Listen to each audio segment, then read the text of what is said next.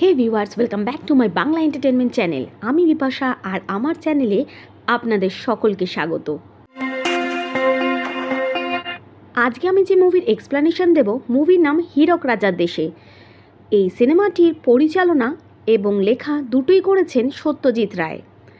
তবে এই সিনেমার স্টোরি শুরু করার আগে যারা আমার চ্যানেলে নতুন আছেন তাদেরকে রিকোয়েস্ট করব চ্যানেলটি সাবস্ক্রাইব করে সাথে থাকার জন্য। তাহলে চলো শুরু করি আজকের গল্প হীরক রাজার দেশে। হীরক রাজার দেশে মুভিটি গুপি গাইন ও বাঘাবাইন, যে মুভিটি 1969 সালে মুক্তি পেয়েছিল, তারই সিকুয়েল। এটি বাংলা ডিস্টোপিয়ান ফ্যান্টাসি মিউজিক্যাল ফিল্মের একটি ছবি। গুপি গাইন ও বাঘাবাইন এই সিনেমায় আমরা দেখতে পাই গ্রামের দুজন অতি সহজ সরল মানুষ গুপি এবং বাঘা তাদের অসামান্য গান ও বাজনায় পারদর্শিতার কারণে কিভাবে হল্লার জামাই হয়ে যায়। হীরক রাজার দেশে মুভির শুরুতেই আমরা দেখতে পাই গুপি ও বাঘা হল্লায়ের জামাই হিসাবে অত্যন্ত সুখে দিন কাটাচ্ছেন, কিন্তু তাদের জীবনের এই একঘেয়েমিতে তারা অত্যন্ত বিরক্ত। তারা একটা পরিবর্তন হিসাবে অ্যাডভেঞ্চার খুঁজছে। ঠিক সেই মুহূর্তে হল্লার রাজা গুপি ও বাঘাকে জানায় হীরক রাজ্য থেকে তাদের জন্য আমন্ত্রণ এসেছেন। হীরক রাজা বিনীতভাবে আবেদন করেছেন যাতে তাদের বর্ষপূর্তি উৎসবে গুপি ও বাঘা তাদের অসামান্য সঙ্গীত পরিবেশন করেন। গুপি আর বাঘা যখন এই আমন্ত্রণ সম্পর্কে জানতে পারে তখন তারা আহ্লাদে আটখানা। ঠিক এইরকম একটা সুযোগই তারা খুঁজছিল। তাই এবার তারা যাবে হীরক রাজ্যে। তবে তারা অনুষ্ঠানের আগে গিয়ে হীরক রাজ্যটা একজন সাধারণ মানুষের মতন ঘুরে দেখতে চায়। এই উদ্দেশ্যে অনুষ্ঠানের 1 মাস পূর্বেই তারা হীরক রাজ্যের জন্য রওনা হয়ে যায়। এদিকে দেখানো হয় হীরক রাজ্য। হীরক রাজা একজন অত্যন্ত অত্যাচারী রাজা। তার প্রজা, তার ক্ষেতমজুর, খনির শ্রমিক কারোর প্রতি তার বিন্দুমাত্র কোনো দয়া মায়া নেই। তার ভাণ্ডারে জমা হচ্ছে বিপুল ধন সম্পদ আর তার প্রজারা ক্ষুধায় কষ্ট পায়। আর যারা তার প্রতিবাদ করে তাদের জন্য আছে স্পেশাল ট্রিটমেন্ট, যন্তর মন্তর, মগজ ধোলাই করার যন্ত্র। এইখানে একবার গেলেই প্রজারা পাখির মতন রাজার শেখানো বুলি শুধু আওড়াতে থাকে। এই মগজ ধোলাই যন্ত্রটি যে আবিষ্কার করেছে সে হচ্ছে রাজার বিশেষ বিজ্ঞানী। রাজা যাকে উপহাস করে গবেষক গবচন্দ্র জ্ঞানতীর্থ জ্ঞানোন্নত জ্ঞানাম্ভু বলে ডাকেন। আর বাকি মন্ত্রীরা তার হাতের নেহাতি পুতুল। রাজা জানেন প্রজারা যত কম জানবে তত বেশি মানবে, তাই তিনি তার দেশের থেকে পড়াশুনো শিক্ষা ব্যবস্থাটাই তুলে দিতে চান। তার একমাত্র শত্রু উদয়ন পণ্ডিত অর্থাৎ সৌমিত্র চ্যাটার্জি। তিনি একজন স্কুল শিক্ষক, আর তার চেয়েও বড় কথা তিনি মূল্যবোধে বিশ্বাসী। রাজা তাকে তার রাজ্যের নতুন প্রজন্মের জন্য হুমকি হিসাবে দেখছেন, তাই জোর করে উদয়ন পণ্ডিতের স্কুল বন্ধ করে দেওয়া হয়।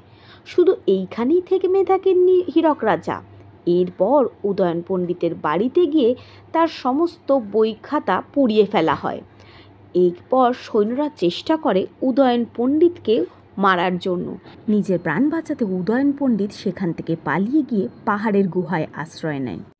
এদিকে হীরক রাজ্যে ছদ্মবেশে ঘুরতে আসা গুপি গাইন বাঘাবাইনের সাথে উদয়ন পণ্ডিতের দেখা হয়, কিন্তু উদয়ন পণ্ডিত তাদের প্রথমে কিছুতেই বিশ্বাস করতে পারেন না। এরপর গুপি গাইন বাঘাবাইন যখন নিজের জাদু শক্তির পরিচয় দেয় তখন উদয়ন পণ্ডিত তাদেরকে বিশ্বাস করে নেয়। উদয়ন পণ্ডিতের কাছে হীরক রাজার সম্পর্কে যখন সকল সত্যি কথা তারা জানতে পারেন তখন উদয়ন পণ্ডিতের সাথে মিলে তারা হীরক রাজাকে রাজ্যচ্যুত করার একটা পরিকল্পনা করে।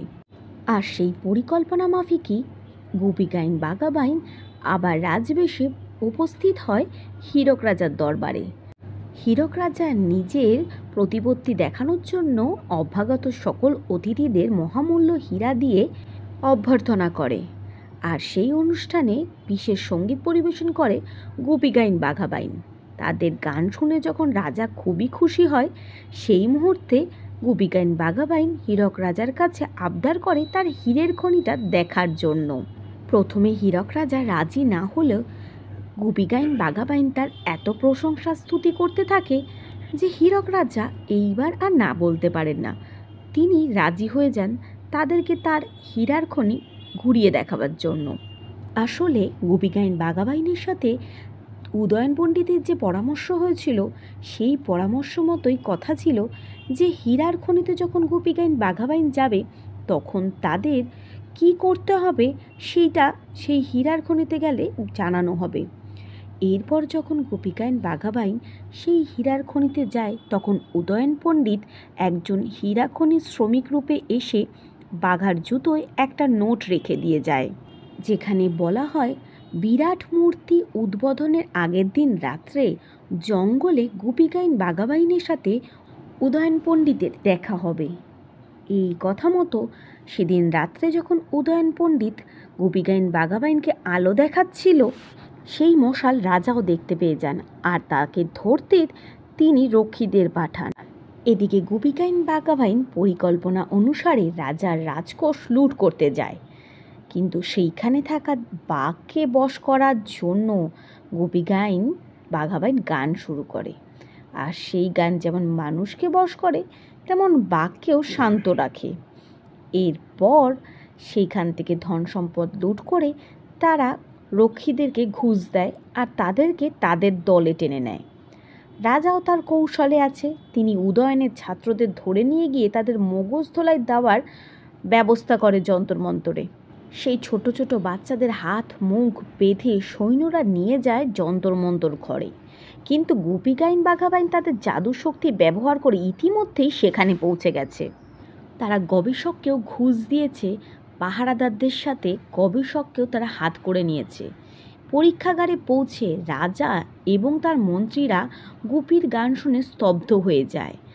আর এই মুহূর্তে রাজার যে সমস্ত সৈন্যরা এখন গোপীগাইন বাঘাবাইনদের দলে তারা মগজধোলাই যন্ত্রে উদয়ন পণ্ডিতের ছোট ছোট বাচ্চাদের ঢোকানোর বদলে রাজা আর তার মন্ত্রীদেরই মগজধোলাই যন্ত্রে ঢুকিয়ে দেয়।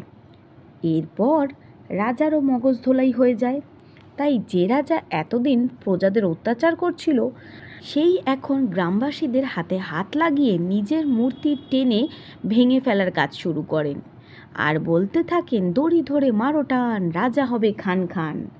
এইভাবে গ্রামের মজুর শ্রমিক উদয়ন পণ্ডিত তার ছাত্ররা রাজা মন্ত্রী গোপীগাইন বাঘাবাইন সকলে মিলে এই হীরক রাজার বিশাল মূর্তি ভেঙে ফেলে। আর এর মধ্যে দিয়েই হীরক রাজ্যের এই অত্যাচারের দিন শেষ হয়ে যায় আর সিনেমাটাও এইখানেই শেষ হয়ে যায়। তো বন্ধুরা, এই ছিল হীরক রাজার দেশে মুভিটির মূল গল্প। তোমাদের গল্পটা কেমন লাগলো কমেন্ট সেকশানে অবশ্যই জানিও। দেখা হবে পরের ভিডিওতে, ততক্ষণের জন্য বিদায়।